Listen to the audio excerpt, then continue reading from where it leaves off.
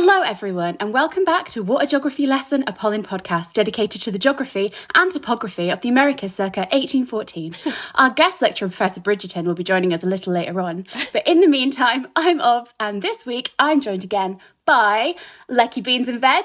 How are we all doing out there in the world, seeing as though we're talking of geography, spread across the continents? Are there any gemstone mines where you are? No. Oh. Maybe in my tonsils right now. I was going to say, I think half the pod is sick. Yeah. And there's Santa Ana winds here, so I'm a little congested if we're talking about weather and geography. Mm-hmm. Veg, we're needing you to keep up the health and wealth of the podcast. Yep. Yeah. Oh, no can do. I'm hungover and I have a cold, so... So what we're saying is, on this momentous episode... Guys, it's not our best. We all feel a bit shit. We thought we'd go out on a high. I think that's apropos for the rest of this episode. Yeah. Should I tell the listeners about the car crash I saw last night? Oh my god, you've had... Beans, you keep having dramatic nights out. Tell us all about it. It wasn't even a dramatic night out. I was going to go pick my mom up because she went out with her friends. And all of a sudden, this car just, drove through a red light and, they just smashed into this truck that was right in front of me. And so I pulled over. I got out, and then there was a family in the red truck, and they all got out. They were fine. But the one that caused the accident, everybody in the car was injured. And so I checked on the driver. He said he was fine, but he got out of the car, and then he went over and tried to start arguing with the people he crashed into. And then I called 911, and I helped this lady who she was in a lot of pain in her hip and stuff like that. So I just stayed with her until she finally got put on a stretcher and taken to an ambulance. And the firefighter was like, yo, thanks for staying, whatever. And I had to get interviewed by the cops because I was the only witness. Sorry, that stayed. I'm smiling because of the crow. Did I just hear? Yeah. Whose crow was that? It's me. They're all over. Is it in your room? Because it was such a horrible story about people being pulled away in a stretcher. That was so and then there's ominous. the crow of death Is in it the background. Is it physically in your room? Because if not, that's a portent of doom if I've ever heard one. That was storytelling, is what that was. Anyways, and then the cop called me later because he was like, hey, I need your clarification about who the driver was. And he goes, okay, I was about to give the wrong person a DUI, and the guy that was driving ran, and now there's a warrant out for his arrest. And that was my night. Maybe the crow is trying to tell us that they caught the driver. Maybe. Yeah, it was definitely divine intervention. You've had a dramatic week then, and you're feeling it. Lecky, are there any gemstone mines where you are, babe? No. Oh, I left the house yesterday. She left her. I do leave the house, but we went and walked down by the beach. It was really nice, very pretty. Oh, and we started binge watching the Swedish version of The Traitors, one of my favorite reality shows. Your It's top great. recommendations. Vegetable. I know there are no gemstone mines in England, but it is Bonfire night. bonfire night. Yes, so if you can hear fireworks, sorry. Look, if you can hear fireworks, we're summoning the spirit of the Featherington Ball, and it's actually very on brand and very intentional. We planned it specifically. There you go. Commitment to storytelling. You might definitely hear some crows. How are you, Ops? Yeah, oh shit. Thank you. That was a long pause. I'm going to have to delete out of the edit, isn't it? Fucking God. I'm going to have to edit that because that took them so long to ask how I am. How are you? Fine, great. Well, I actually don't feel well, but other than that, I'm fine. How are your travels? I'm on Skiathos, and it's truly off-season, so everything is closed, and I don't have to see a single human being, which is all I want from life. So I'm doing great. Great. Hell yeah. As long as there's medical care. I get injured a lot. But other than that, I'm doing great, unlike certain people we could mention in this episode. We've got a big episode. Should we just get started, kids? Let's get it started in here. Well, just before we do, Lecky, can you take us through the breaking crumbs of the week? So, Lecky, what have you got for us? Hello, Barbkin. We are kicking this week off with big strike news. As you may have heard on Wednesday, SAG-AFTRA announced they had reached an agreement with the AMPTP, ending the actors' strike after 118 days. In a statement to union members, SAG said, in a contract valued at over $1 billion, we have achieved a deal of extraordinary scope that includes above-pattern minimum compensation increases, unprecedented provisions for consent and compensation that will protect members from the threat of AI, and for the first time establishes a streaming participation bonus. The agreement still needs to be officially ratified, but members are able to return to work. However, although the strike is over, it will take a few months for production to ramp back up and fully return to normal, so many industry workers are still and will continue to be impacted by the strike for some time. You can still help these impacted workers as the industry begins to recover by donating to the Entertainment Community Fund. We will link the donations page in our show notes. In Season 3 news, Julia Quinn posted a photo of herself with a cardboard cutout Colin from the Rio de Janeiro Biennale with a caption saying, "I don't know when Season 3 of Bridgerton is coming, I swear. Of course, if I did know, I couldn't tell you, but I'd be honest and tell you I knew." Julia also replied to a comment on Instagram recently saying, "I think the Hollywood strikes have set back schedules for many shows. I honestly don't think anyone knows yet when Season 3 will air. We know how anxious everyone is to hear about the release date for Season 3, especially now that the strikes are over and other shows are getting dates and trailers, etc. But hold tight, Polin fans, we're sure all will be revealed in the coming weeks."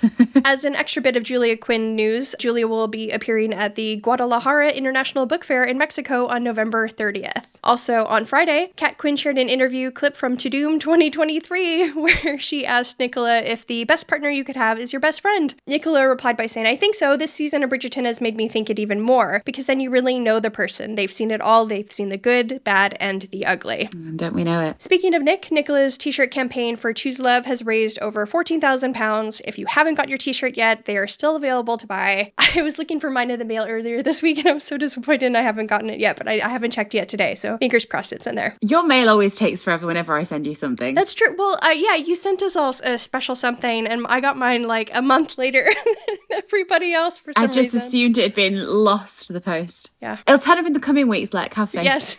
Last week we mentioned Nick had been spotted filming the 2024 Doctor Who Christmas special. Well, Nicola's role has now been officially confirmed by Deadline. It has also been announced that Nick will be appearing as Queen Victoria in Dodger, which will air on the BBC this Christmas. Busy. In other cast news, Ollie Higginson, who plays the much-loved Footman John, will be appearing in the new season of Julia in the role of Jacques Brel. The show will be streaming on HBO from November 16th. And Chris Bowers' documentary, The Last Repair Shop, is now available to watch for free on latimes.com and YouTube if you'd like to go check that out. And before we begin our rewatch, let's take a little walk down memory lane as per usual. You know I love to. Quite aptly for this episode, we believe that this time last year, production was busy filming at Basildon Park. Basildon Park appears in this very episode as the Featherington House and Gardens, and we're not sure if production were using the location for Penn's house again, or if it maybe was doubling as a new location altogether, but we think they may have been filming a ball there. Either way, we're looking forward to getting back to Basildon. Lecky, I've got great news for you, love. We're going straight back there right now. Yeah, that's right. You don't have to wait at all. Let's get going. Thanks for that, Lecky. Well, here we are. Looks like we made it because we finally arrived at our final Polin Rewatch 208 Part 2, the big finale. Can you even believe it? It's the final rewatch. That's how it sounds when everyone feels a bit ill. Dear listeners, I can promise you this really is actually our final Polin rewatch. We've actually managed to finish it this time. Until season 3, at least, if we make it that far. Oh my goodness. Thank you for all your understanding as to why we chose to do this in 2 parts. We're thrilled to have you along the ride with us, and I don't think any of us can believe that we're already at the end. 16 episodes, Bridgerton. What a journey. How you feeling? You ready to get in? Yeah, let's dive on in, baby. Well, Lady Veg, can you give us our part 2 of an episode summary? Dearest gentle listener, thank you for joining us on our last rewatch. At the Featherington Ball, the Queen attends along with the Ton. The Featherington scheming comes to a head and is finally unravelled by Colin and revealed in a dramatic confrontation with cousin Jack Arrington. Colin and Penelope dance, her and Eloise laugh, and nothing bad happens at all after that, thank you. Portia flips the script on cousin Jack Arrington to protect her girls. Anthony and Kate, with the approval of the Queen, finally share a public dance, confess their love, and live happily epilogue after. What a happy ending. Yeah, Well, for some of them. for everyone. Yeah, if you just exit Netflix, at a certain point, it ends up beautifully.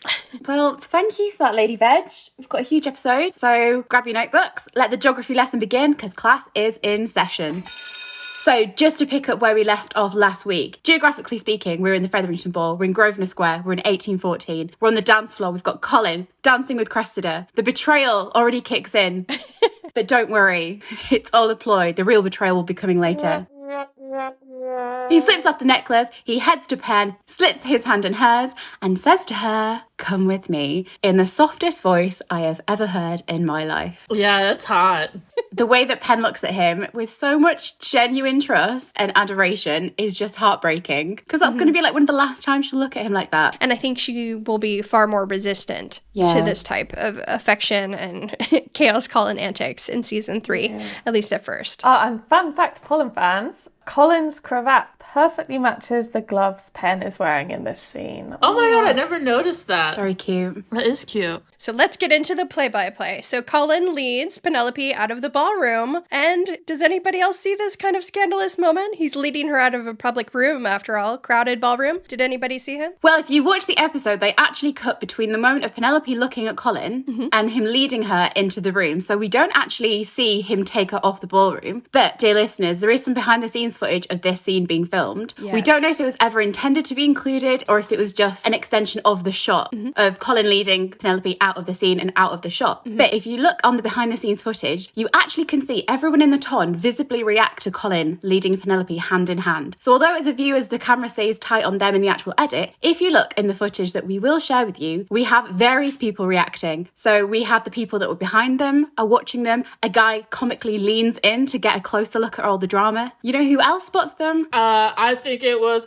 Violet. Violet and Benedict can be seen on the footage staring at Colin and Penelope as they're led off. And if you look closely, it looks like Violet is shocked by what she's seeing here. She reaches out to Benedict, and her mouth actually drops open if you pay close attention. And what we learn from the behind-the-scenes footage and from the geography of the Featherington Ballroom is that does Colin take her hand in his and discreetly lead her out of the nearest back door? Nope. Does he just make a tiny little moment of it? Nope. Nuh-uh. He drags her across the full length of the ballroom, all the way to the other side, in view of everybody. How these two didn't get caught up on it and forced to immediately marry, I will never understand, because it is so blatant. So everyone did notice. This is probably why Cousin Jack and Portia burst in on them, because somebody had to have tipped her off that they saw this very public moment happen. Ooh, maybe I didn't think about that. It was probably Fife, because he's on like 3 sides of the ballroom at once. Little time traveler. Well, I wonder if what happened is they actually filmed the scene of everyone visibly reacting, and in the final edit they realised that it might be a little bit too much to show people noticing, and it might give them a little bit more leeway if nobody did notice them, because there's a difference between them being seen dancing together and them being seen led into a private room together. True. It could have given away that season 3 was their season, and it also could have been that they weren't sure what direction they were going to take their story yet in season 3, so they weren't sure if they wanted everybody to notice this moment. Yes, it's giving them a little bit of leeway. But hero Colin, ever the gentleman, he is doing this for good reasons, as we can always be sure, because Penelope Featherington has only lived in Featherington House for 18 years of her life. And so Colin very bravely volunteers to make sure that Miss Penelope does not get lost as she walks through the house she was born in, presumably, lived in, grown up in, knows like the back of her hand. And so he tightly holds her hand in his, guiding her the whole way as a true gentleman would, only dropping her hand when he finally guides her into that private room, turns around, shuts the door behind them. What a hero. Speaking of geography, though, he not only leads her out of the ballroom, but he leads her upstairs, right? The room they go into is upstairs.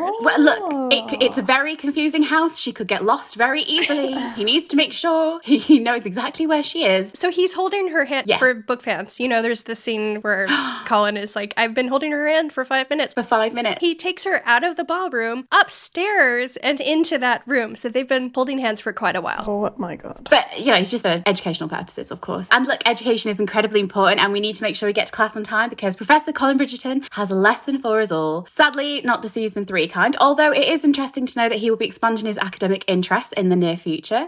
Pen sure thinks that that's what she signed up for. What's going on in that drawing room, Lecky? This is one of my favorite Polin moments. After Colin releases Pen's hand to shut the door, she steps forward and she lets out this breath and just smiles in wonder. She really thinks that Colin wants a moment alone with her and that romance is on his mind. It's certainly on hers. And it just reminds me of this hilarious post that someone once made on the the Polin sub, where they shared a screenshot of this particular image that said, quote, "Penn totally thought she was going to get railed here. Alas, just fam scandals." I love that. Oh, Penn. I don't know if I could sum that up any better, because if you remember from season 1, Penn has come to believe that a couple disappearing into a room alone together means that someone has been seduced. If you think about Marina and Colin, she thinks that something happened there. And earlier in this episode, she learns that Fife and Miss Goring disappeared into a closet for a tryst for 20 minutes, so it's possible she thinks something was going to happen here. Alas, just fam scandals and an impromptu geography lesson. Speaking of geography lessons, get your notebooks at the ready because Professor Bridgerton is in the house.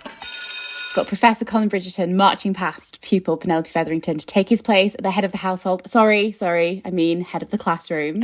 Penelope pipes up to inquire if she's about to receive a lecture in propriety or perhaps a hands-on practical, Penn? But no, Professor Colin Bridgerton, who would normally become swept up in a debate about what a gentleman he is, reveals that he has another subject on his mind entirely. Do you guys know what it is? Enlighten us, please. Why, the geography and topography, or is it gemology? Look, we're not experts, listeners. Of the Americas, of course. As Penelope Featherington listens in rapt astonishment and or dismay, Professor Bridgerton confidently assures her that there are, in fact, no gemstone mines in Georgia, and don't we know it, Lecky? And a clarification to all the other students listening into this particular lecture, including one podcast host who will be remaining anonymous, but they know exactly who they are.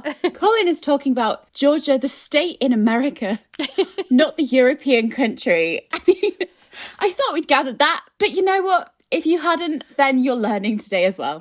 And as Penelope indeed tries to process if she enrolled in this particular class at the start of the season, this ain't what you signed up for, babe. You definitely thought you'd taken Cake Baking 101, hadn't you? Bless you, Pen. God. Professor Bridgerton continues. Your cousin, Lord Featherington. I'm sorry to be the one to tell you this, Pen, but, well, I have looked into him, and he is not a purveyor of rubies, but lies about geography. Sorry, I believe he is nothing but a mere charlatan. And as Penelope desperately looks back for a school bell, hoping it'll ring and wake her from what started as a dream and quickly devolved into an educational nightmare about all the wrong sorts of rubies, Professor Bridgerton takes out not a map, not a globe, not a stick, not even a book about geography, but Cressida's ruby necklace. Why Professor Bridgerton decides to educate Penn about geography using a stolen necklace from someone else may mystify some.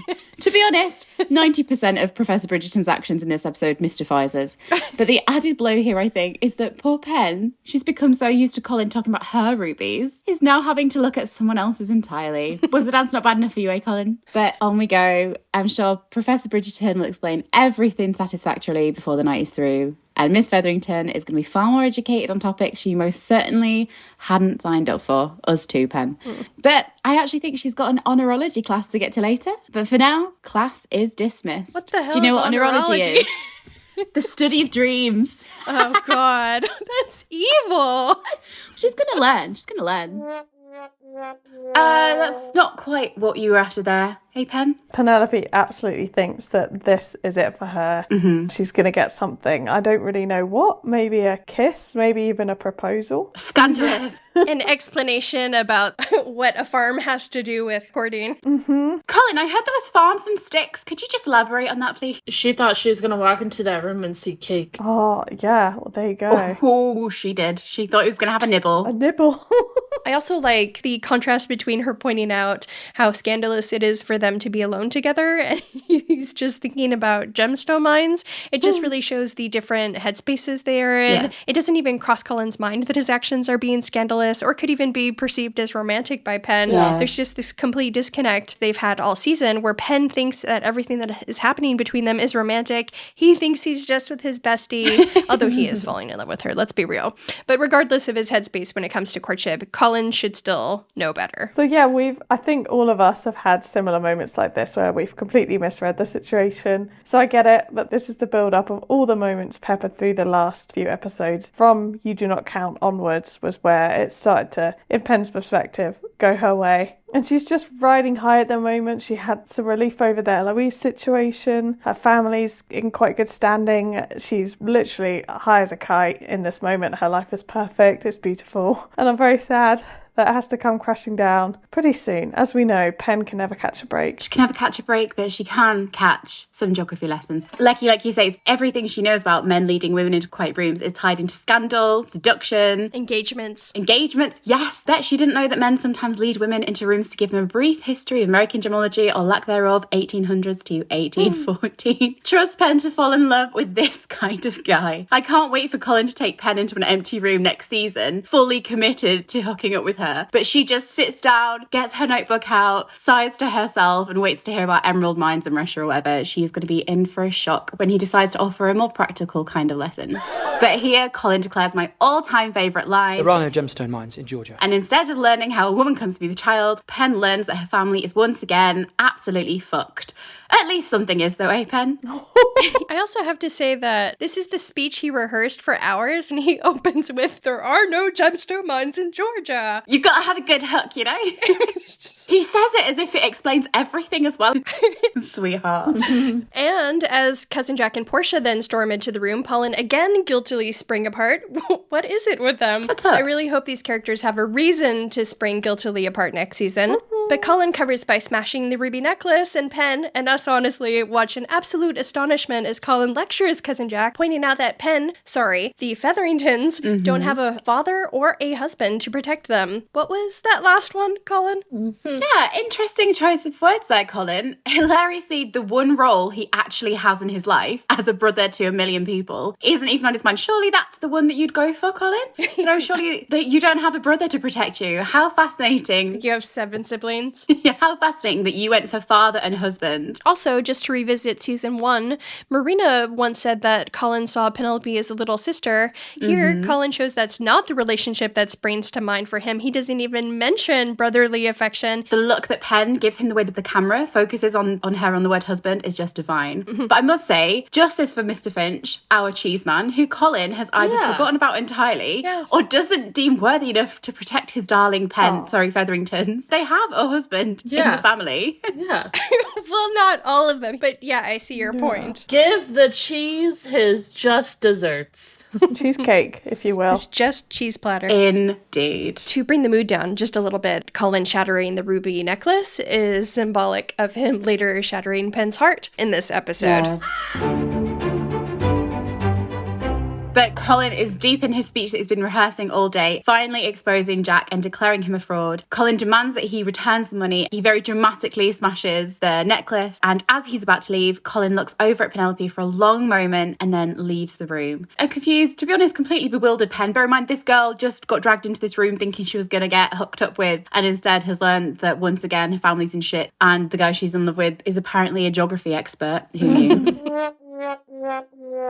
But Pen tries to speak to Portia, but Portia assures her she'll take care of it and remarks, "Thank goodness for Mr. Bridgerton." I do have a question for you because it does come up sometimes. Cousin Jack and Portia have just found Penelope in a private room with Colin. This is perfect ammunition for Portia to turn around and be like, "Colin, you need to marry my daughter."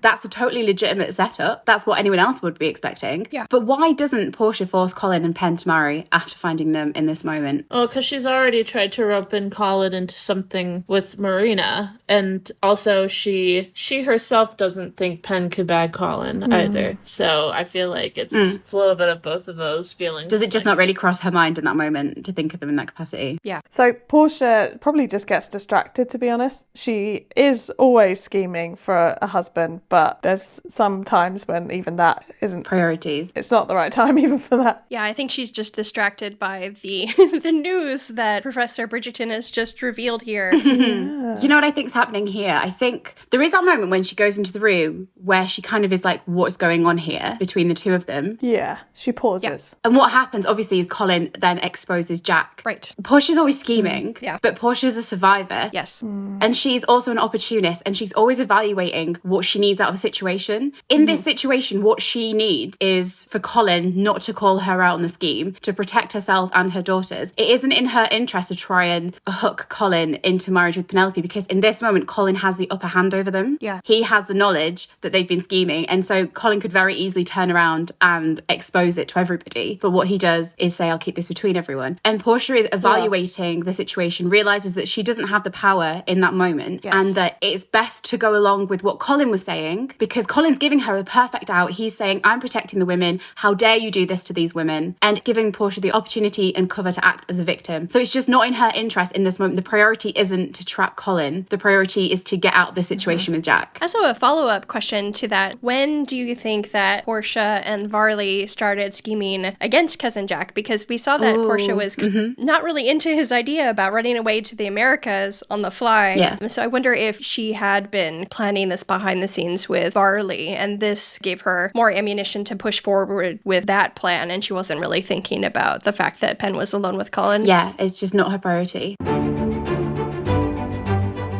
So a very worried Penelope storms back into the Featherington ballroom, where she finds Colin tossing back a drink in celebration. If you remember from the purpose scene, Penn playfully asks Colin if he's taking a celebratory drink. Here he absolutely has a reason to, because his well-rehearsed geography speech has gone off without a hitch, and Portia hasn't somehow forced him into an engagement after catching him and Penelope alone together. But I'm sure Colin didn't even consider the implications of that. Job well done, Colin. And Luke Newton has said that a lot of what happened this night was fueled by alcohol, which is a trend we've seen from Colin more in season 2, drinking with his brothers, drinking with Jack, drinking at the wedding, and it all culminates here. Chaos Colin is in full swing. Penelope appears behind him. Colin checks that she's all right and believes that she is. And then there's music playing in the background. And in this moment, is Colin remembering the time that Penelope rejected his dance at the Hastings Ball, do you think? For sure. It feels like he is, because he doesn't give her any chance to turn him down. He takes both of her hands in his. He leans right down to her level and declares, "We are dancing." Note how closely he leans into her. Again, this is in front of everyone. Think optically how this looks. Both of them have just re-entered the room, Penelope a few moments after Colin. They both look flustered. They both look like something's just happened between them. And he leans super close to her in front of everyone. What everyone thinks, I don't know. This is pure scandal territory, which is, I wonder if why they tried not to show too much of it. I suppose it's just sheer luck that no one really noticed them reappearing a few minutes after he led her away from the ballroom, hand in hand, or they'd be walking down the aisle before Portia could say Featherington inheritance. Yeah. There's also a really great still from that scene where you see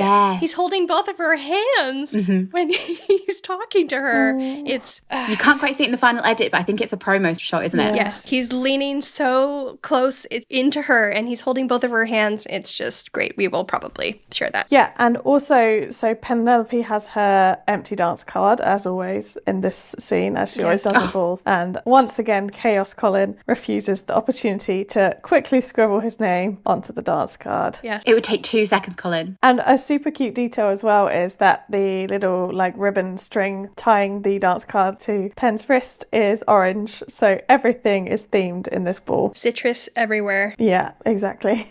You know what? That empty dance card, if you look right at the end of the show where Penelope's at her writing desk, the empty dance card is in frame, and you can see it where she's taken it off and laid it down, and it's just so sadly laid there, like, how did this night go so shit? And as in 207, Colin lets out a very satisfied little hum as he drags Penn onto the dance floor, which I think is super cute. He's so pleased with himself. And I just love the quick shot we get of them from behind where their hands are clasped as Colin leads Penn onto the dance floor. It's just gorgeous. And he's got no hesitation in cutting in, because the dance is just beginning. He just cuts straight into it. Doesn't really seem to have any awareness or care about who's going to see them, and someone is going to see them for sure. Taking a moment to build a little shrine to Jack Murphy for this phenomenal Polin dance. Some Polin fans, I believe, think that maybe Colin winks or checks out Penn here. I sadly do not think that is what is happening here. Some people have asked us about this, and my thought is that Luke's eyes shift because he's anticipating the choreography and Nick's next movement, just kind of carrying out the motions of the dance. But the moments we do get in this dance are lovely. In particular, I love the intense look that Colin gives Penn just before he spins her. That's a highlight for me. And I really love the part of the dance where he admits that he rehearsed his speech as well, like telling her is a super cute little vulnerable moment. Also, him admitting that he rehearsed this, it shows that he carried it off confidently, but it took a lot for him to build up to that confidence. Yeah. Colin isn't as confident as he naturally seems at times. He needs to build up his confidence beforehand before making these types of moves. So Yeah. when we see a confident Colin return in season 3 with some swagger, it will be interesting to see how much of that is genuine and how much he has had to work to build up that confidence, or if he's actually nervous underneath it all. He's just had this huge moment where he's looked like the hero, and then he has this kind of moment of relief where he's like, oh, and it all just comes kinds of bursting out of him. He doesn't pretend to be like this stoically together person. He just immediately confesses. And that kind of thing, like a lot in the book, Colin is quite reactive to his emotions. Like he'll feel anger and he'll want to let it all out with aggressively kissing Pen or something. But I think this version of dealing with his emotions and stuff bursting out is a lot better. I'm happy with this one. A lot of this night, although he's planned it out, you know, he's rehearsed the speech and things like that, a lot of this night is very emotion driven. Impulsive. The way he reacts to it. Yeah. He's been building it up and he doesn't stop to consider his actions. He does that the whole time. Yeah. He's so lost in his own plan that he doesn't think about how it looks to Penelope, how it looks to those around him, and that really bites them both in the end. Yeah, the only thing he thought about was the geography lecture. His little research that he'd done. And just to speak a bit about the dance, so this music is one of Mozart's pieces. So it's String Quartet 21, one of the movements in that, if you guys want to look it up. It's really elegant and it's different from a lot that we've had before. It doesn't overwhelm the dance. It's quite easy to listen to. So our focus is on their dancing. Understated. Yeah, exactly. It's understated and it's subtle under their speech, but it is still, it's got the right tone to it, the right emotion. It sounds hopeful and strong, and like their movements and their eye contact match with that. And I like it in contrast to Vauxhall, which we all love Vauxhall and that dance. Yeah. But there is this new undercurrent to this, like it's a lot more grown up as their end of season dance. Yeah. When you watch Vauxhall, there's something so vibrant and youthful and energetic about that dance and the music and the connection that they have. Whereas here, like you say, it's a more mature piece, it's a more mature dance. And what they're trying to do is really build us up, follow Penelope in this moment to really get her hopes up. And this is actually a waltz that they're dancing, and that's pretty scandalous. It's something in the Regency era that you'd really only expect to see courting or engaged couples dance together. And here we just have Colin impulsively grabbing Penelope and pulling her straight into it. So even the choice of dance is raising Penelope's expectations in this moment. Yeah. And we mentioned it in our playlist episode, but Nick and Utes originally rehearsed this dance to Attention by Charlie Puth, which is a fact that I love. But the choice that they settle for here, again, that really mature, elegant piece. But beautiful dancing aside, the real star of this dance is the conversation they have. Colin fans prepare to ascend to the heavens. Veg, my darling Veg. Do you want to do a little reenactment? Great. Who am I? You're always Colin. Okay, great. Are you going to be audiobook Colin? Sure, I'll be audiobook Colin. Lecky has been compared to Penelope. I feel like it's your... Oh, no. I'm good. Okay. We can continue with Bob's doing Penelope. That's fine. Okay. You're astonishing, Colin. I cannot thank you enough for looking after us. I will always look after you, Penelope. You are special to me. As are you to me. Sorry, Nick and Utes, that was terrible. We should have had Beans doing Dickensian pen kicking in. Yeah. You're astonishing, Colin, to me and my family. Consider yourself astonishing. Do come down and look at my necklace, Colin. So, what a gorgeous exchange between the two of them. First of all, Colin's praise kink is flying high with the angels as she tells him that he was astonishing. He just has this complete look of awe on him. His pickle has been tickled with that, I can tell you. He lights up like a Christmas tree. He does. I thought you were going to say Christmas ham, and I was like, yep. He looks like he's just eaten a Christmas ham. He lights up like a Christmas tree. He feels like it's Christmas. He's never heard anything better. He doesn't know it, but this is exactly what he's done it for. Yes. He's done it for her. Yeah. And to have her recognise that and call him astonishing. And all he wants is to be distinguished. All he wants is to do something important and worthwhile. And in this moment, he's done that by protecting them and her. And to hear that just completely sends him... I think what we need to remember is in this episode is Penelope's expectations of raising and raising and raising. And Colin's chaos levels are raising. So he is getting way ahead of himself. He's getting too high on himself. So things like drinking, the plan going well, Penelope saying that he's astonishing, it's all building him up too. Yeah. And it's setting both of them up to implode on each other. And very crucially, it's that line that he says, I will always look after you, Penelope. You are special to me. The promise. This is a promise that he's making, and it's a huge one. And it's one that he can't really make in this society without being married to her. He can't always look after her. He isn't her brother. He's related to her. So the only way he would be able to keep this promise is by marrying her. And there's a complete disconnect with how he wants to look after her and the means he's going about it.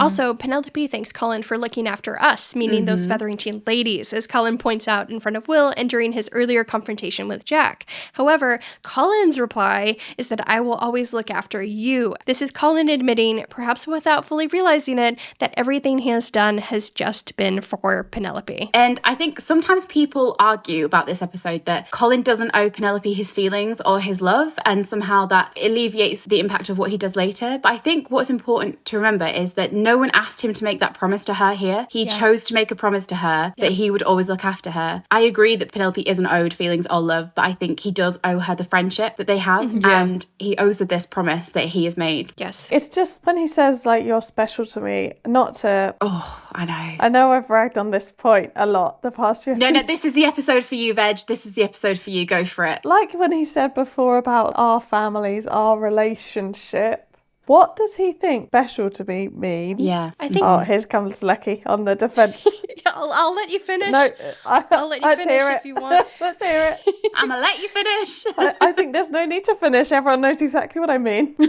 I was just going to say that to him, he has this mental block where he doesn't realize that he has these feelings for Penelope, or that I feel like he very deeply feels that she is special to him and he does want to protect her, but he doesn't realize that there's a romantic component to that yet. There's a mental block where she is concerned. He doesn't realize also that it is inappropriate for him to say those things because he hasn't put two and two together and realized he is falling in love with her, basically. Yeah, and he means it. This is the thing. He means it. He might not be understanding why he's saying it or understanding the implications of it. And this is something that I think Penelope is going to struggle with, because what happens later completely will colour everything she remembers from that point on. Whether she either thinks he didn't mean it or she misinterpreted it. She is special to him and he does want to look after her. But the way he goes about it is just less than ideal. What I do want to point out is the way he specifically says Penelope here. Yeah. Now, listeners, we've picked up on this before. Colin calling Penelope by her actual name is very, very rare. It's only saved for really loaded moments. So the most famous example, as we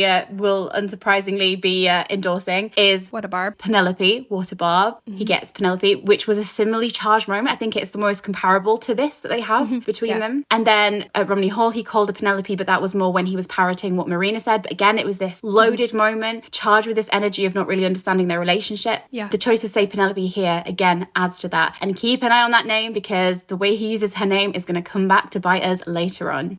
I thought you were going to say in season 3 he's probably going to be saying Penelope. No, but of course. Oh, yeah. In season 3, he'll say Penelope and it'll appear more and more, but he's got more damage to be doing this episode, don't worry. Veg, you can start lighting the fire, my love. Yay. But we've tracked all season how Colin's mixed signals have been raising Penelope's hopes. This culminates here as he makes this final promise to her. This is a true high before the fall. Colin looks utterly taken with her the entire dance. I think he's in love with her at this point, and I think he just doesn't know it. Yeah, I do think by the epilogue, but we'll get there. We'll get to that little gem. And as we see, Colin is completely invested in their dance. I think in his mind, it's just the two of them in that entire ballroom. But as he spins Penelope, she turns and clocks Fife and co watching them. They certainly have noticed Colin's behaviour and how charged the dance is. And they have some questions for Mr. Bridgerton, as we will see later on. The dance ends with them gazing into each other's eyes. Colin's bow here is incredible. He stares. We've said before, we're big fans of his bows. He always maintains eye contact with her. But this moment always really upsets me, because this is the last shared moment that Colin knowingly has with Penelope in the season. Yeah. And this, where Penelope is gazing into his eyes, where they've just confessed that they're special to each other, this is the last memory that Colin has of being with her. Yeah. God, yeah. Now, we don't fully know if he does see her before season 3. So this is Colin leaving season 2 thinking that everything is not just okay between them, but that the closest they've ever been, and they've had this incredibly meaningful moment between them. He has no idea how things really will be, and it always makes me feel a little bit sick for him, because on a rewatch, you know, and this is what taints this dance, because we love this dance, but when you have seen how it ends and how he breaks the promise so awfully, it really taints how you rewatch it. Yeah, it does. Because you know what's going to happen. And as the dance comes to a close, Kate seems to glimpse Fife chatting with Antony across the ballroom, and yet we also see Fife chatting with someone behind the Sharmas. All of this is also mere moments after seeing Fife and his other buddy shooting pointed looks at Polin on the dance floor. So the only conclusion that we can gather is that Fife is a Time Lord, as some other Polin fans have suggested. Can't wait to watch him in the upcoming Doctor Who 60th anniversary. Now, when you've got gossip that hot, you need to cover ground fast. So, Lecky, everything is going amazingly. We've just had the Polin dance to end all Polin dances. We're flying high in the sky. Where is our Penelope? So we then cut to this gorgeous but very heartbreaking shot of Pen walking down the hallway toward her bedroom. She's in such high spirits. She makes this move where she lifts her skirts on one side and lets it fall back to the floor, which I just love. And then she stops to catch her breath and laugh before she opens her bedroom door. You can just tell that she feels beautiful and in love and convinced that her happy ending is almost at hand, which just makes everything that happens after this point even more tragic. Yeah. And mirror watch, if you look very closely, you can actually see Penelope reflected in the mirror just as she turns to sort of dance down the corridor.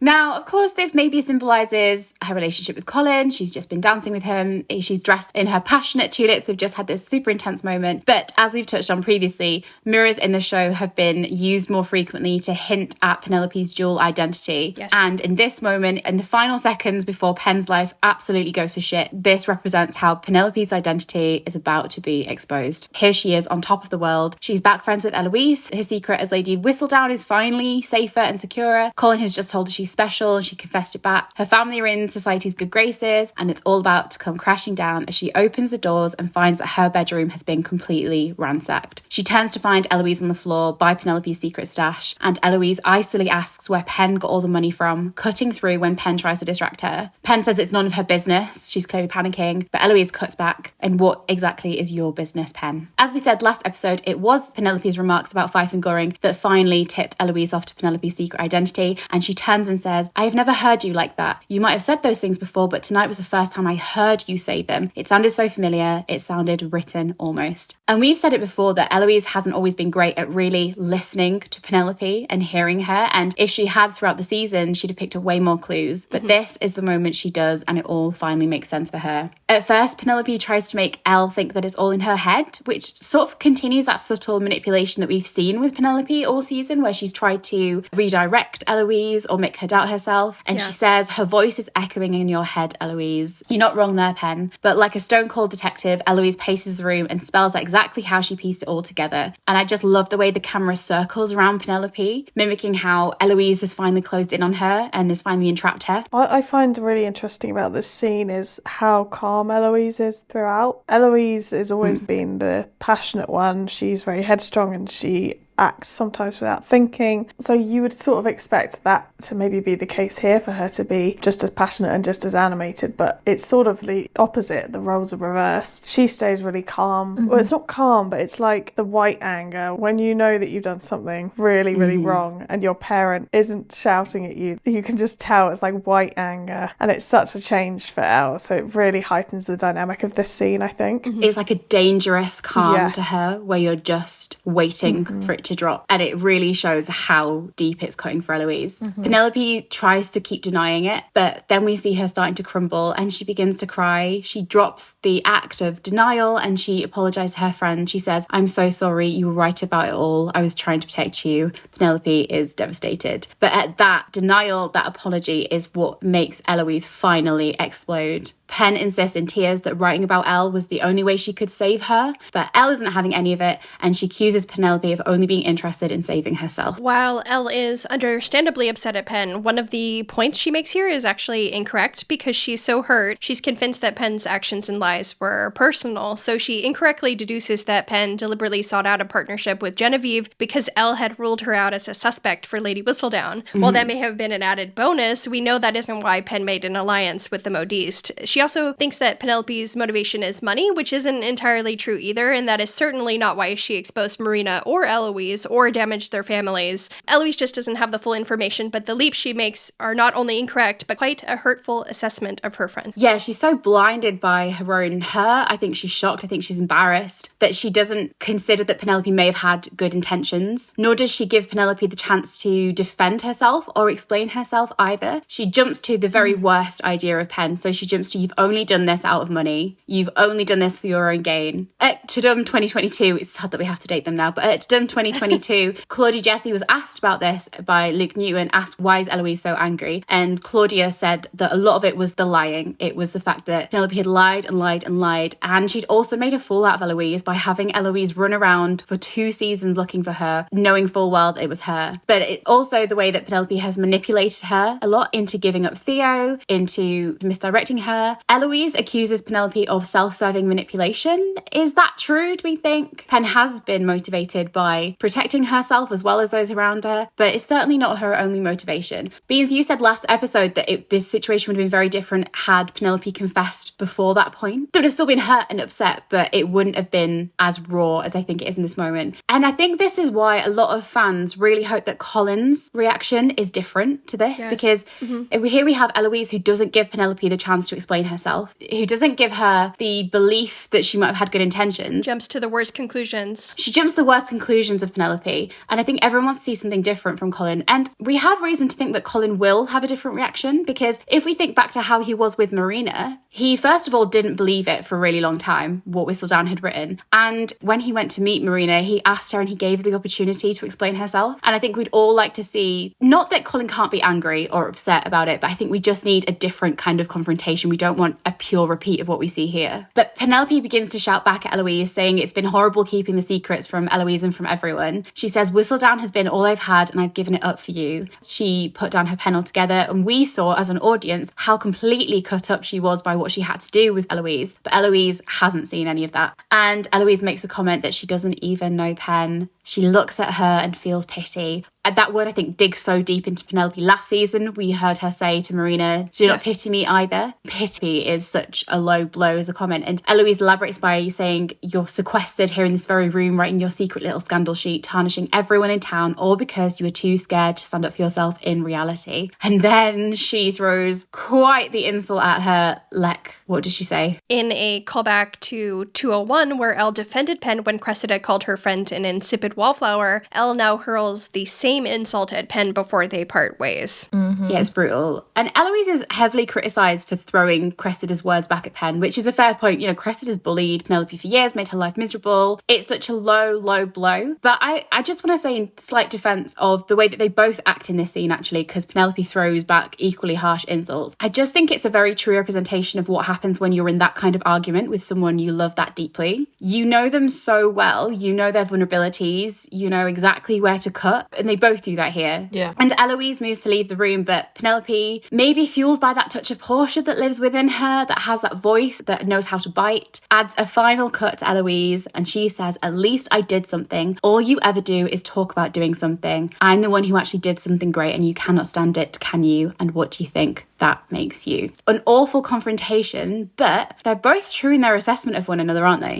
Yeah, this also makes me think about their season 3 storylines. Elle, it might be, maybe she will be doing something, like, you know, exploring her interests in a more vocal or public way. But what is more interesting to me is that Elle's comment about how Pen is too scared to stand up for herself in reality, because we know the whole theme about stepping out of the shadows and, you know, merging her Lady Whistledown voice and her own voice and finding a way to be her real self among other people. I feel like maybe they were teasing a little bit of that here. That's why they're both so hurt by this confrontation, because they both told each other truths that they know about the other. So Eloise needs to learn to do something and Penelope needs to learn to stand up for herself. But then Eloise very coldly says she wishes to never speak or see Penelope ever again, and she leaves Penelope all alone in her room.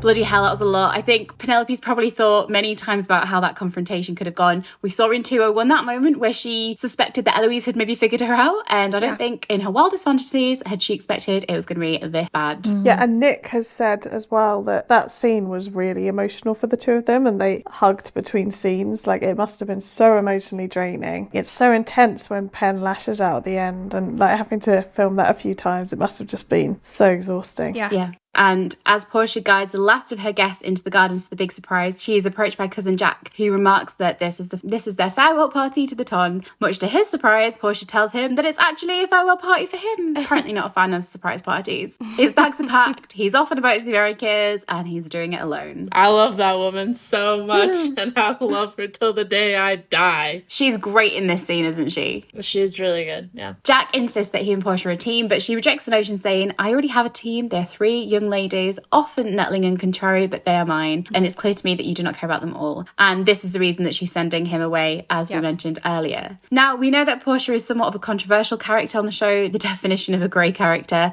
Portia goes on to tell cousin Jack that she had Mrs. Varley forge a signature on a document stating that her firstborn grandson will inherit the estate. One of our listeners who is knowledgeable on the subject explained that this means the child will likely inherit the estate, but not the title, by the way. But it will be interesting to see how this all plays out. Of course, Shondaland could fudge historical accuracy a bit if they do want the firstborn grandson to have the title too, but to me, this is pretty straightforward setup. I think Polin will have the heir, though when that happens remains to be seen. Yeah, we don't know exactly what the forged document says, so it really depends on what that says as opposed to anything else. But it sounds as though the estate is currently in a state of abeyance, which means that it's not currently being held by anyone. So the title is vacant. It's in a state of suspension. Okay. But it sounds like the documents that she's had written up states that the abeyance will cease whenever one of the girls, it could be any of them, have a son. To clarify though, neither Colin nor Pen would hold the estate or would hold any title that was associated with it. But it's likely that should they have the firstborn grandson, they would probably have to oversee the running of the estate until the son comes of age. So almost like a caretaker role as a trustee. It would make Colin the de facto head of the household, but it wouldn't make him the actual inheritor of the title or the land. But like you say, Lecky, the writers could tweak the details for whatever suits the story best. It's a historical fantasy, not a historical documentary. It's also just fun to call him the future Lord Featherington. Of course it is. Because he certainly acts like one already.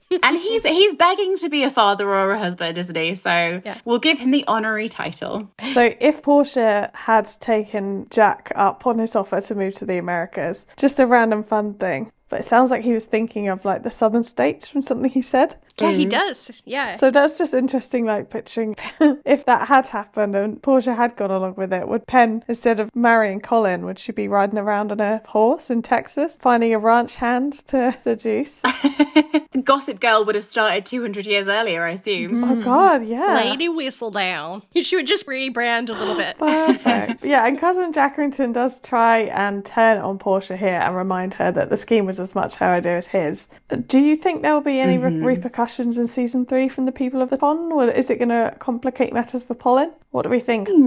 I don't think so. I think they have enough going on in season 3. So I think, if anything, they might just use it for comedy purposes. And I think mostly with Portia. I think Portia will be playing the role of the victim for sympathy, or maybe to get them invited to balls. And that I think she will be really focused on finding a match for Prudence. Which is how she used the death of Archie. She used it in like a slightly comedic way to get sympathy and to get out of situations. With the Finches. Yes, exactly. And then I was also thinking it could just be really funny if she's flaunting the wealth that she kept while also playing the victim. Yeah. Because that's what she pulls up on here, isn't it? Because she counters Jack. Because Jack's like, I'll take you down with me. Yeah. And she's like, no. I'm going to turn this patriarchal society on its head and use it against itself, because no one's going to believe that someone like you needed someone like me to help you out. And she says, I'm the victim. There's paper trails for it. I fall into your scheme just as much as anyone else. From the leaks, we see that they return in the reduce, reuse, recycled dresses. Right. Yeah, maybe this is a conversation we need to save for our Crumbs episode. But they have a new maid. Yes, they've restocked the house. So I feel like she's maybe flaunting where she can get away with it. You know, she's trying to make their lives more comfortable, but visibly they're reusing some of the same dresses. It'll be interesting to see how that plays out. Yeah, and I think if it was going to be, just from a TV perspective, if it was going to be something that became an issue next series, we'd probably have seen something a bit more about felt it like someone just making an offhand comment, one of the members of the Ton judging Mama or something. But it does very much sort of seems it gets tied up quite neatly in this scene, which is... Yeah, exactly. And Colin gave them the out, and he has placed the blame on Cousin Jack. Right. So he can help direct that sympathy if needs be. But I agree that it'll be played more for a comedy angle than anything else. But we will maybe dig into that in a Crumbs episode, because it does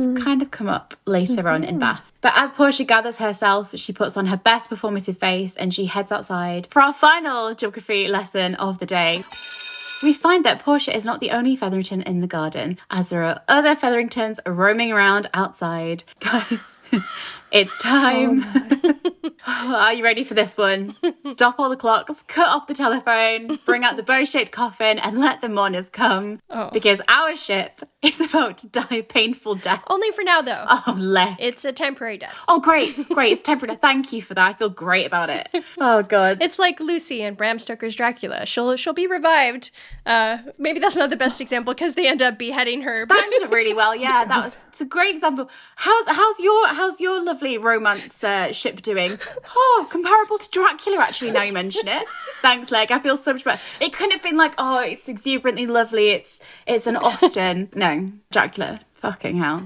I feel much better, though. Unlike poor Pen, who isn't feeling better. She is feeling pretty distraught after her argument with Eloise, and she is running through the Featherington Gardens, desperately searching for her ex-best friend. She stops random people along the way, and she's desperately asking people if they've seen Eloise, which must just be very confusing for everyone. And a quick note before we dive into the scene, but I think it is worth mentioning that Penelope's first instinct after the fight is to go and search for Eloise. That's instantly what she's trying to do, whereas Eloise, as we see later, has completely retreated from the scene. What was her motivation in trying to find Eloise, do you think? Did she just want to immediately apologise? Was she worried that Eloise would spill the beans and start telling people she was Whistledown? Why do you think she's so desperate to find her friend? I think she wants to apologise. I think they were both so emotional during their argument that she immediately regretted some of the things she said to Elle. Like you said, her comments were designed to hurt. Yes. And I feel like she regrets that, and she's going to try to make amends. And then other things happen and set her off on a different path. Yeah. Because when Penelope's backed into a corner, I think there's that part of her that comes out. She can fight her way out through a very biting way. Yeah, she lashes out. She knows how to hurt people. She's grown up in the Featherington household. Of course she knows how to dig at people. But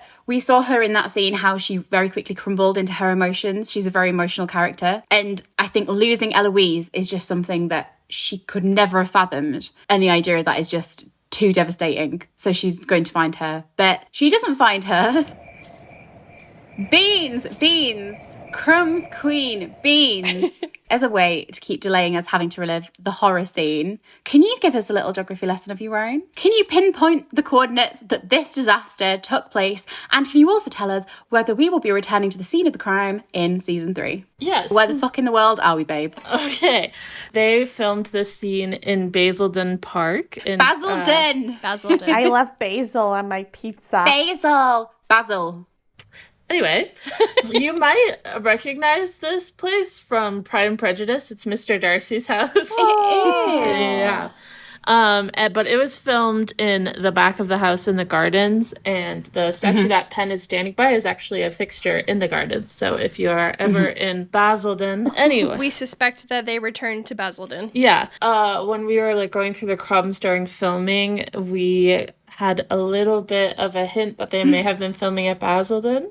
And we got a couple of things. I believe it was the intimacy coordinator was on set at Basildon, and some people, not myself specifically, but this is not above me, so we're comparing the trees to see if it matched the ones in Basildon and stuff. I think Jack Murphy was there as well. We are going to be revisiting it. Will it be a Featherington location? Maybe, maybe not, because oftentimes they will reuse sets and rooms, but we shall see. We do know that they're filming there, though. I think it's either going to be in episode 7 or episode 8. So maybe we might end up back there as a way to complete the circle of this horror scene that we're going to see and see the resolution of that, potentially. Good point. Maybe. So we've got our statue in place. We know where we are. If you look, there are even yellow flowers surrounding Colin for this whole scene. So he's not only betraying Penelope, he's betraying the yellow flowers, he's betraying their beloved plant puns. The betrayal runs so deep. Here we go. God. As we said, Pen is desperately searching for Eloise, but then she's quite literally stopped in her tracks by the sound of laughter, and not just anyone's laughter, it's Colin's. God above. I think it's very important to remember that this is why she stopped, because she recognised his laughter. She if you listen closely, Colin isn't just joining in with the laughter, he is leading the laughter. And she heard his voice, and that's what stopped her. Just to twist that knife in further. Penelope stops to see Colin with his friends. His back is turned to her. He has a drink in his hand. He has no idea she is right there behind him. Penelope sort of dips behind the statue and quietly watches on. We're watching on too. The gods are watching on. We're all ready for disaster. I have watched this scene hundreds of times and it still makes me wince every single time. So let's just get this fucking over with. And yet you spam our chat with it constantly. I do. Whenever I say something nice about Polin, you know what? You retort by sending me this scene. I've watched this scene so many times that it's quite funny to me now. Because it's like, it's just so morbidly dark and it's the last thing we have of them. You can only laugh. I was on a work call last week and I literally nearly said, "Oh, are you mad?" in that voice. Are you mad? Oh, are you mad? Oh, God. But speaking of laughter, we hear Colin say, Penelope Featherington. We never hear the first part of this conversation. We don't know what they were talking about before Penelope arrived, right? So we don't know what prompted Colin to say that. Right. But we know that his friends were watching them throughout the evening. Fife has possibly been watching them all season long. Yeah. And he's finally been called out on it. Fife continues and says, the way that you were dancing looked rather interesting. You courting the girl, Bridgerton. Now, I have to say here, you know I love to defend Fife, and I will do it to the end, and I will do it against Colin here. But I think it is important because Fife doesn't say anything negative here. He's very, very careful in his phrasing. And I think it's important that Fife's remark remains neutral. He isn't making a judgment. He isn't being like, oh my God, were you dancing with her? He leaves it very open. I think interesting is a very careful choice of word. He isn't insulting Pen, mostly because if Colin was courting her, if Colin was like, yes, I am, then Fife can't have just insulted her because that would have upset Colin. So Fife is playing it very carefully here, but I think the implications of this for Colin is that the neutrality of the question by Fife means that Colin could have handled this in any way he wanted. His response could have been much, much better. There was no need necessarily for him to choose the path that he did. He could have said, for example, Penelope Featherington, oh, what a wonderful family friend. I respect her. I think she's from a fine family. She'd make anyone a wonderful wife. I'm not courting her, but I can only speak highly enough of her. And if anyone you know is looking for a splendid wife, I know just the girl. Yeah. 0 out of 12 bows. Is this the approach he goes for, like? Great woman. Great woman. Couldn't recommend her enough. Is that what it goes for, like? Is that the approach he takes? Not quite. Not quite. No. Instead, Colin says, are you mad? I just have to say, Betcha's just sat there looking so happy. She's been waiting all season. She's like... 2 seasons, really. She's like, I've been waiting for this. I've been waiting for this man to fuck it up. And here he is. She's not even saying anything. She's just like happy about it. And as Vedge's grin widens, Colin says, I would never dream of courting Penelope Featherington, not in your wildest fantasies, Fife. Twat. And if I may interject, Yeah, go for it. I have lived this scene in my personal life. Oh, Tuba boy? Tuba boy, baby. Burr, burr, burr. Tuba. So the scene of the crime is AIM again. As always. For you youngsters that don't know what that is, that's AOL Instant Messenger. Anyway, one time, Tuba Boy's friends instant messaged my sister and said, oh, can we get Beans' number? Tuba Boy's gonna ask her out. And my sister, which now I'm thinking about it, is kind of a backhanded compliment. She goes, I know you guys are lying. And she's like, I told Beans, and she said she doesn't want to give it to you. But I got on Instant Messenger later that night, and Tuba Boy messaged me, and he said, oh yeah, sorry about my friends earlier. They were just like making fun of me because you like me. And I said, oh, okay, but I guess that's fine. Fuck And then he goes, but just so you know, I would never, ever ask you. You know what, Oh my though? God, Beans. Okay, first of all, this is terrible. This is way worse. Colin's off the hook. But is it possible that he reacted like that because your sister said that you weren't interested? Maybe he really was interested, and he responded by, like, you know, trying to save face. You know, when season 3 comes out, I will reveal more about our relationship. Oh my God, listeners. I will parallel Penn and Colin's relationship with mine and Tuba Boys. She's even got a mirror in the background of her frame. I'll even bring out my journals. If you're not going to stick around with us for Polin, stick around with us for Tuba Boy. To dig into it, what do you think the worst part is of what Colin said? Is it the laughter? Yeah, it is the laughter. The laughter for sure.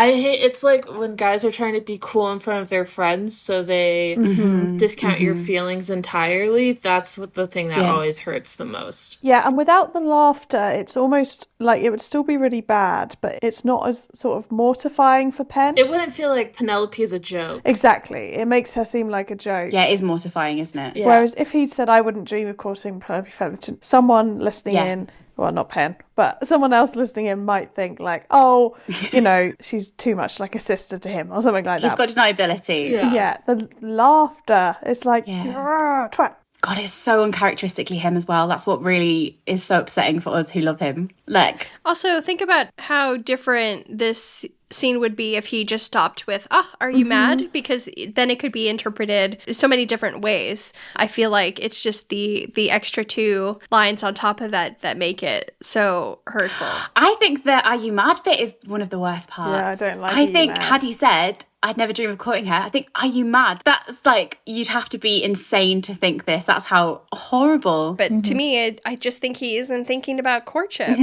Yeah, that's the explanation, but... So the idea of courtship right now is crazy. Yeah, that's true. I think this is just like, I don't want to push back too We'll much. get into the defending bit, don't worry. But I think this is a moment when Colin is truly flawed. Like, other things may have just been him being thoughtless, but I think here he's just with his boys and he's just acting up. It's a fuck up. And he is sort of meaning it in a mean way. And it's not like, oh, he just doesn't understand. It's like he's just being a dick to show off to his friends. And he needs to grow up. Yeah. I don't know that he's deliberately... It caught Anthony out at the beginning of the season, this exact thing. Sure. But the difference between what happened with Anthony and what happened here is that Anthony didn't know Kate. He hadn't been friends with her. He hadn't promised her to look after her. Yeah. It's way worse. To dig a little bit more into the specifics of what he said, we've been tracking it the whole time through our rewatch. And we said in 206 about fantasies and dreams being recurring imagery. That moment of connection and how they really connected over that language in that scene during the purpose scene, which I think we all agree is one of the greatest scenes of the season, their closest moments. But that language is turned on Penn here when Colin, as Veg, I think you pointed it out a few episodes ago, he uses those same words to completely denounce her and to embarrass her. Those words have also haunted Penn for a really long time, from Marina saying they were unrequited fantasies. But in a way, during that purpose scene, she almost managed to reclaim the meaning of it and reclaim what it meant to her. But when Colin says, not in your wildest fantasies, Fife, he is basically saying, not in your wildest fantasies, Penelope, which throws her straight back to the position that she was in 106, where it's the ultimate proof that Marina was right all along, which she isn't, but to Penelope, in Penelope's perspective, that her dream of reciprocated love from Colin is nothing but a fantasy. And it's one that he turns into a joke. Yeah. Also, I said we'd come back to it. We have the full naming of Penelope Featherington by Colin. This is the first time he has ever called her Penelope Featherington. She's always Pen. On special occasions, she's Miss Penelope if he's feeling like actually abiding by the rules of their society. And only moments ago, we got that very rare Penelope as they danced. So he goes from calling her Penelope to here, he uses her full name, Penelope Featherington, as a way to deliberately distance himself away from her. The closeness, but look, you don't look convinced. Closeness to going, oh, Penelope Featherington. I'll explain why this doesn't bother me so much in a bit. Keep going. Okay, but it's a very low moment of Colin and a complete betrayal, not only to their friendship, but I think to himself as well. You're letting yourself down here, babe. Some people interpret this as saying, like, ew, Penelope Featherington, she's disgusting, icky. But I really don't think that's what he's doing here. I don't think that he's necessarily embarrassed by her. I don't think he's ashamed of her. Exactly. Because, I mean, look at the whole season we've had. He is always seen in public with her. He stops talking to other people to go over and talk to her. Right. He's danced with her in public. I don't think he's ashamed of hanging around with her. I think he just completely panics in this moment. And he's with the boys and he's trying to fit in. Colin is a character who always struggles to really find his place. And I don't think he entirely feels comfortable with the men of the ton in the way that Anthony felt comfortable in this situation earlier in the season. I think he's a bit out of his depth and he panics. Do you think that he maybe was asked about dancing with Penn, and a part of him suddenly realised how the night looked to everyone else? Do you think he realised that he'd gone too far and been caught out? And do you think that's why he's trying to distance himself? Or do you think he just doesn't care and he's just having a laugh?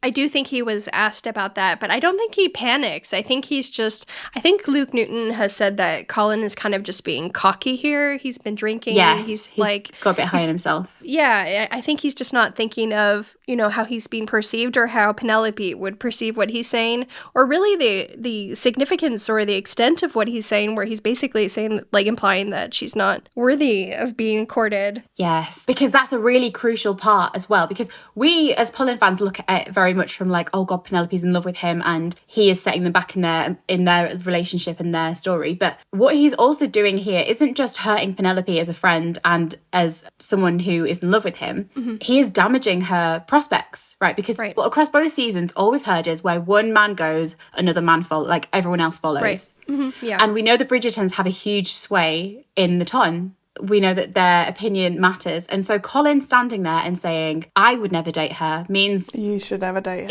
Is almost damning her because, who was going to date her then? Who's going to be the person who's going to pick up the person that Colin wouldn't date? And so he's completely damaging her marriage prospects as well. Yeah, especially, Bridgerton. He's a Bridgerton. He's a Bridgerton and he's denounced her in front of everyone. Mm-hmm. And that is something that is a very real life implication of what he's done. And I don't know how much we're going to contend with that next season, because the question then becomes, well, everyone overlooks Penelope, so maybe it doesn't really matter that Colin also overlooks her because no one's after her regardless. But the fact that he's just said he'd protect her and then he's out there dragging her and damaging her marriage prospects just makes the whole thing far worse. Yeah. I know some people hope that Colin had an ulterior motive or explanation for his actions here, that he maybe downplayed his connection with Penelope deliberately or denied his feelings for some other reason. But I really think it just comes down to, well, first of all, he's been drinking and he never really thinks about what he's saying. But also, again, I keep revisiting this, but what he said in 202, he's just not ready for courtship. The idea of courtship to him is mad, even courtship to Penelope. And while we see him visibly falling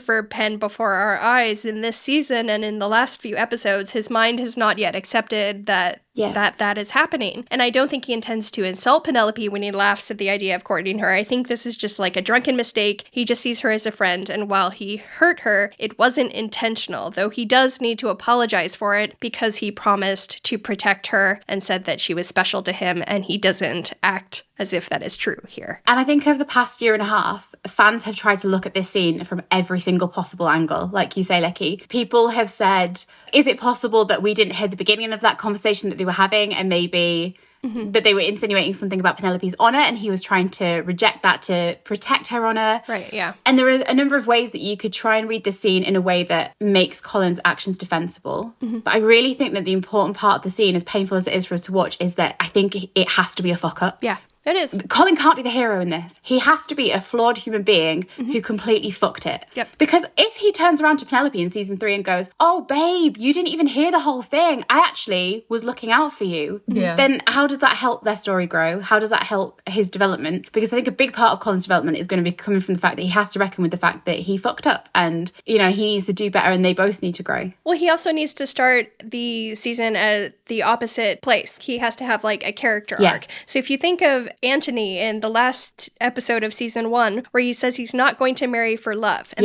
that's his arc in season 2. He ends up marrying for love. Colin here, this is the best tip-off I got that Polin was going to be season 3. He said, I would never dream of courting Penelope Featherington. Next season, what's going to happen? So, it was kind of needed. The idea of romance, and also romance with Penelope, is just not on his mind at all. So he'll be completely blindsided and have that character arc, that character growth next season. I think it doesn't serve him to be perfect and to have acted heroically in this moment. I think it serves him and their story better for him to have made a huge mistake. Yeah, especially with the parallels with the book and what Nick has said about seeing Colin come down off that pedestal so they can see each other as flawed humans. Definitely. And which part of this do you think is going to stick with Penelope the most? Do you think it's a particular phrase? Do you think it's the fact that it was public? Do you think it's the fact that Penelope maybe now thinks that this is how Colin's always acted behind her back? Or does it make her question their entire friendship?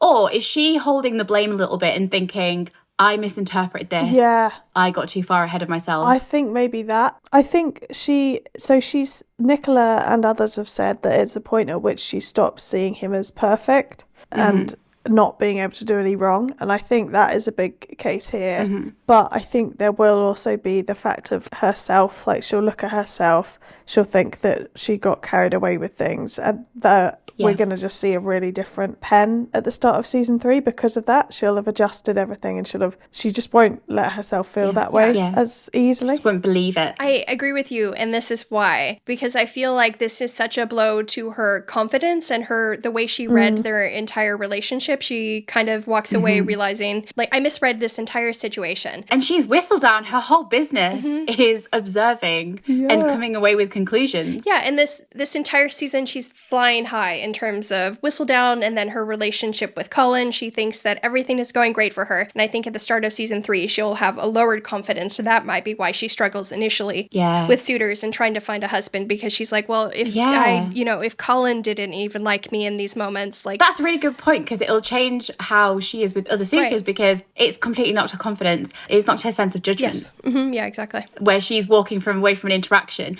And this is what's annoying, is that she wasn't always wrong in those situations. There were many, many moments in those situations with Colin where it was genuine and he was falling for her. And now it's like, how is he going to prove his love in next season? Yeah. Because she's going to hold him at a distance.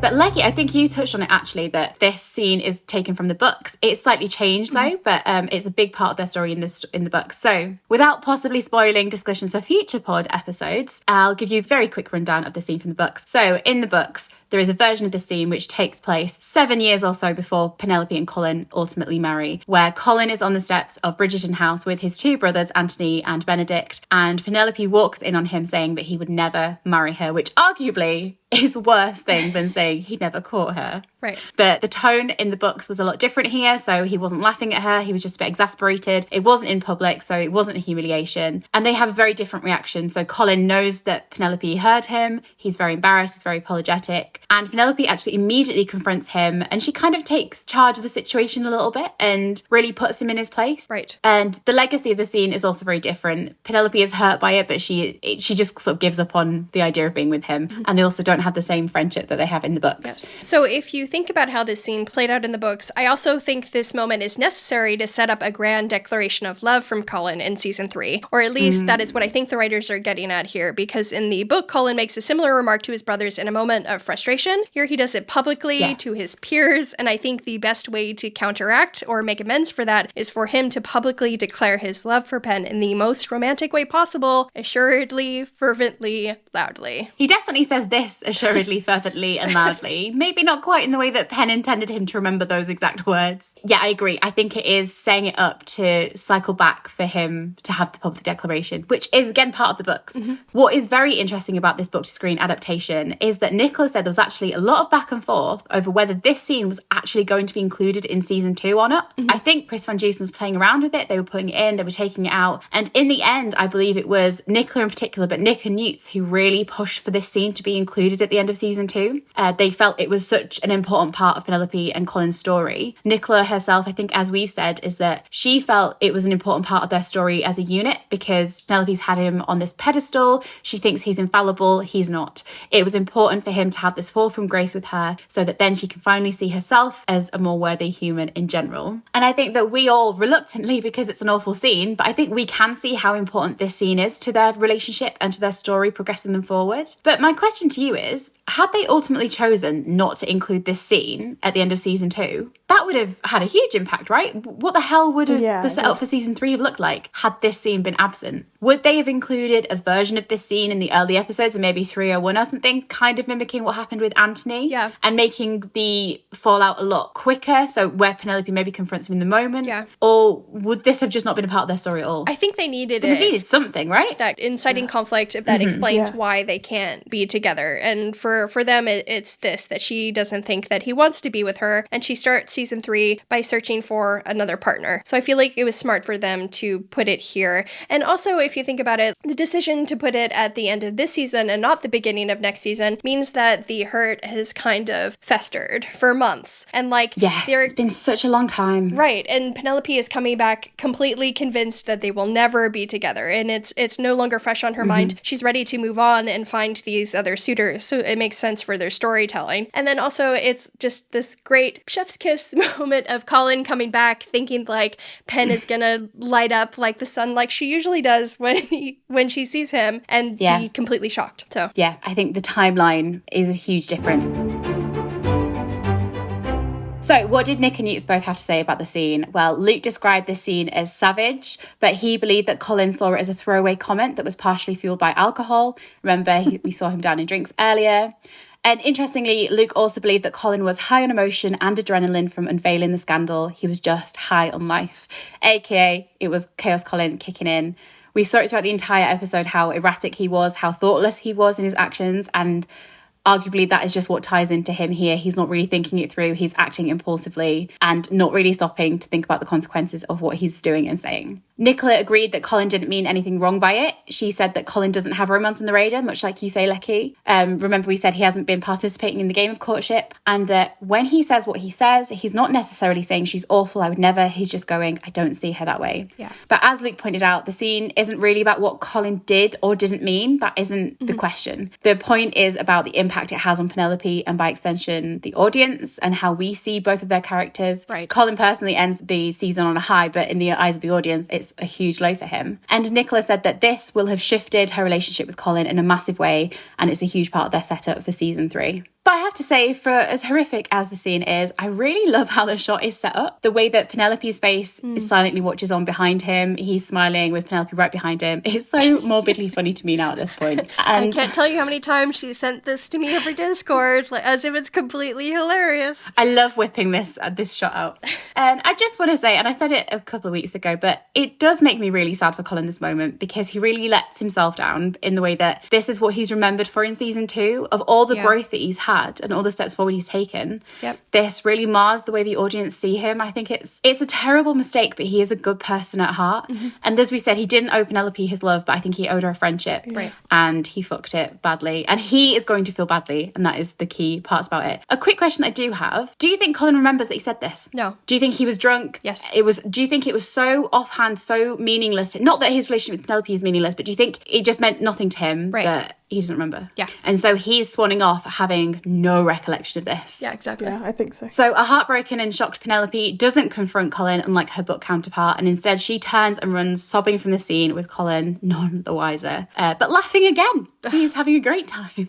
She runs past Anthony, who's out looking for Kate. And from the way that this scene is shot, it definitely looks like Anthony saw Penelope and looked as she ran past him. Will that come up again in season 3? Who knows? It has been discussed a lot about what Anthony saw of that scene and what he inferred from that scene. Or was it just more of a directing choice? This scene reminds me of the bit in 108 where Penelope runs into Eloise and then the camera follows Eloise as like a directing style for the storytelling. Yeah. I think Anthony was having a main character moment. He was looking for Kate, and it won't really come back next season. Some people think that also that Benedict saw something, and I don't think he did. I don't think that's, regardless of who saw what, I don't think that's how Colin will find out. I think he needs to hear it from Penelope. Right. Also, we had, I think, one of his friends. It kind of looks like one of his friends is looking over at Pen, like while the conversation is going on. If you lighten the shot, he's making eye contact with her. I can't imagine much would come of it. I don't think that random extra is going to be breaker of the news.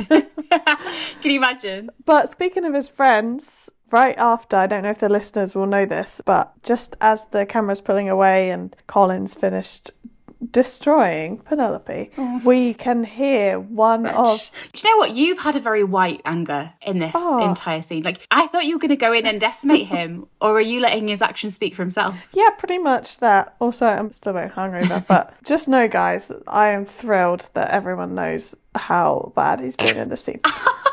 So, to move on so Lecky doesn't kill me with her eyes, as we pull away and his friends are laughing when he said, I would never dream of courting, one of them says, yes, sure. This is exciting. They do. Yeah. One of them doubts it. Yeah, so it seems like maybe not even Fife, but more than one of his friends have picked up on this and realized that Colin they know him better. Isn't aware or is just denying it. Yeah. There you go. Because they've picked up on it possibly all season, but certainly this episode. Yeah. And they're ribbing him about it. And he's like, no. And even they're like, sure, mate. Yeah, of course you are. Which it puts them in such an interesting perspective for next year, because maybe they'll be the people who aren't fucking surprised when he ends up hooking up with her. And as we say, Penelope runs off absolutely distraught. But I think that's enough tragedy for one night. So let's stop it right there. So listeners, we know we said this was the last rewatch. But you know, sometimes people make promises that they can't keep. Isn't that right, Colin? Yeah, exactly. And also we just had a lot of content, and I think we mentioned this in our stories, but this particular recording session went super long. And you know, we have a follow-up. It's not going to be like a full-length episode. In the interest of getting this episode out on time to you, and also in the interest of making the episode a reasonable length, we have decided to split it, and we're very sorry. But the good news is you don't have to wait for too long. We're going to cover the end of the episode, we're going to cover the epilogue, and wrap up our season 2 thoughts in a special little bonus episode that's going to be coming to you soon. So keep a lookout for that, and please forgive us. Also, we just kind of wanted to have a little tribute to Lilac Colin. You know what? Lilac Colin needs his moment. He doesn't want to be associated with this Colin of this episode. Yeah, anyway. So we'll be back with you in a few days for a special it'll just be a short episode just to round things off. And then I think, Lecky, after that, we might be taking a little bit of a break. Little Thanksgiving break for the Americans on the pod, and for the Brits who have yet to discover the wonders of Thanksgiving. And yeah, then we'll be back with probably some crumbs and some other special things that we have planned. Although, if you want to keep in touch with us, come hang out with us on our Instagram page. That's the best place to catch us. Yes. But we're going to have a couple of weeks off. Although, we will say caveat. If there is any breaking news. Oh, of course, yeah. In the meantime, we will be here. Yeah. But after that, we're going to be sticking around. We're going to have some Crumbs episode. I think 2024, we've got some plans for maybe a book reread. Is that right, Lex? Yes. Rereading Mr. Bridgerton. And I haven't reread the book, in a while. So yeah, that'll be fun. I have it on hand like a reference dictionary. The amount of times I like whip it out. It's on my phone. I read it like 3 times in quick succession. And then after that, I think I haven't really reread it. So yeah, I'll be looking forward to diving back into that again. And Veg hasn't read it in a while, and I don't know if Beans hasn't read it at all. Beans hasn't read it. To be honest, she might not read it. I think it would be funny if you just summarize it for her and have her react. I'm just going to throw complete lies in. Yes. I might just start making things up that happen in the book and see if she buys it. But we're going to be here for the long haul. We're really tired, and we're going to have a week or 2 off. But yeah, we just wanted this episode to not be extraordinarily long and kind of end the season on a high, light, breezy note with Lilac Colin. Is this not a high for you? Does this not tickle your pickle leg? But we're very sorry. We hope you're not mad at us. We'll see you in a few days. We won't be long. Yeah. But until then, where can everyone find us? You can find us at What-a-Barb Pod on Instagram and TikTok. And YouTube. I don't know why I never mentioned that. We do have a YouTube channel where we post all of our episodes with collages. I've heard that some people like to listen to our podcasts on YouTube because we have subtitles, and the most recent ones have more accurate subtitles. But I know that we talk fast, and apologies for that. Yeah, we talk fast. But yeah, come find us on Instagram, TikTok, YouTube. And on Reddit. Reddit.com/r/Polin Bridgerton. Doesn't it hit the same way when it's not a Brit saying, does it? But in the absence of Veg, you will have to do. But you know who's always with us? Our darling Beans. So Beans, see us out.